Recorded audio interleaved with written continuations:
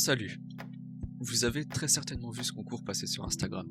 Un énorme concours d'une valeur de 35 000 € avec à la clé une Mercedes classe A, une Rolex Datejust, un sac Yves Saint Laurent, un iPhone 11 Pro et une paire d'AirPods Pro.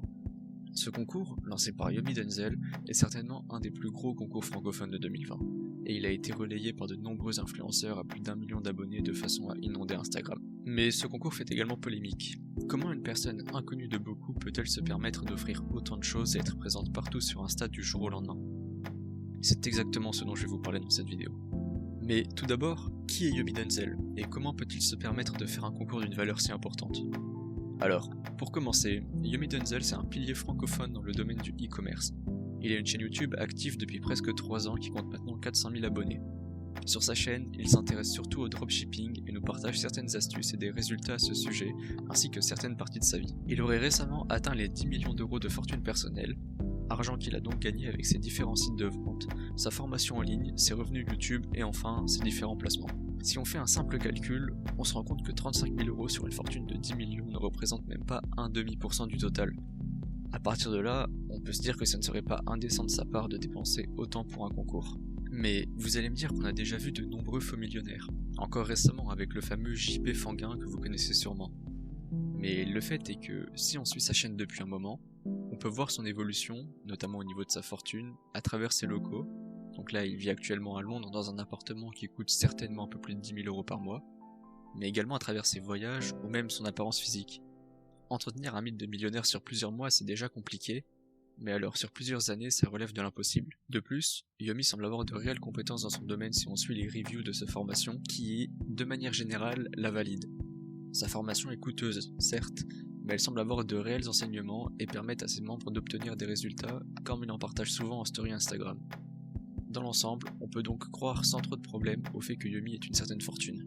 Mais du coup, s'il a une telle fortune et des résultats, pourquoi fait-il un concours Instagram? Qu'a-t-il à y gagner? Dans un premier temps, des followers. Beaucoup de followers. Il en a déjà gagné près de 500 000 à l'heure où j'écris cette vidéo. Il va ensuite convertir ses abonnés Insta en abonnés YouTube, et il a d'ailleurs déjà commencé l'opération en disant qu'on pouvait augmenter ses chances de gagner à son concours en regardant une vidéo, en la likant, en la commentant et en s'abonnant à sa chaîne YouTube, évidemment de façon à maximiser ses stats et son référencement sur la plateforme. On peut ajouter à ça le fait qu'une fois que la personne est abonnée à sa chaîne YouTube, elle devient un sérieux prospect pour sa formation en ligne. De ce fait, avec son concours, il va gagner bien plus qu'il ne va dépenser, que ce soit avec l'argent de la monétisation ou de sa formation, voire même des placements de produits qu'il va maintenant être en mesure de faire. Au niveau de YouTube, on peut également parler du fait qu'il va très certainement faire une vidéo quand il va offrir la Mercedes. Une vidéo qui fera assurément plus de 500 000 vues comme la majorité de ses vidéos cadeaux et qui pourrait même toucher les 1 million de vues. Donc encore plus d'abonnés, d'acheteurs de la formation et par conséquent d'argent.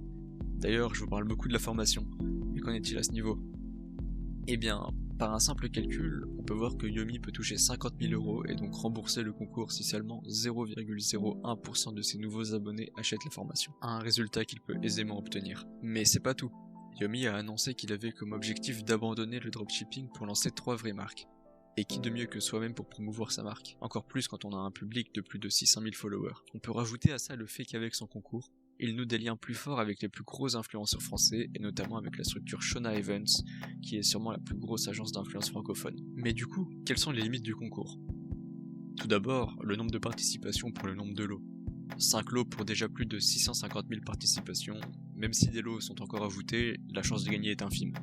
Ensuite, les modalités de participation. De base, il nous dit d'aimer sa publication, de s'abonner à son compte et d'identifier 2 amis.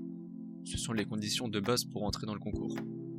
Ensuite, il nous dit que pour augmenter nos chances, il faut s'abonner à sa chaîne, comme dit précédemment. À partir de là, je pense qu'on rentre dans le faux. Comment peut-il vérifier que tel compte Insta est lié à tel compte YouTube et a participé au concours?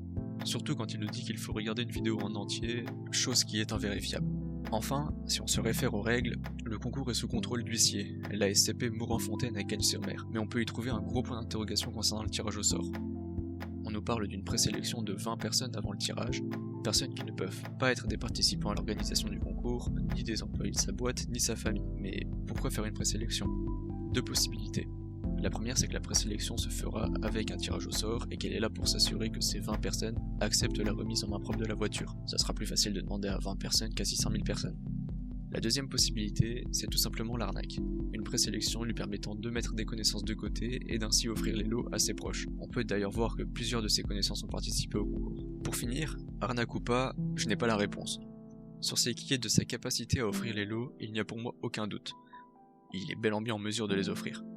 Mais le dernier point que j'ai soulevé dans le règlement du concours laisse planer un gros doute. À aucun moment il n'est précisé que les 20 présélectionnés le seront par tirage au sort, laissant donc penser à une arnaque. Tout ce que je peux vous dire, c'est qu'avec un concours de cette ampleur, nous saurons très rapidement si ce dernier s'avère être une arnaque ou pas. Voilà, c'est tout pour cette vidéo. N'hésitez pas à liker et à vous abonner si elle vous a plu, et j'espère qu'elle aura répondu à vos interrogations sur ce concours. Si vous avez des questions supplémentaires, n'hésitez pas à les poser en commentaire, j'y répondrai très certainement. Merci d'être resté jusqu'à la fin, et à la prochaine.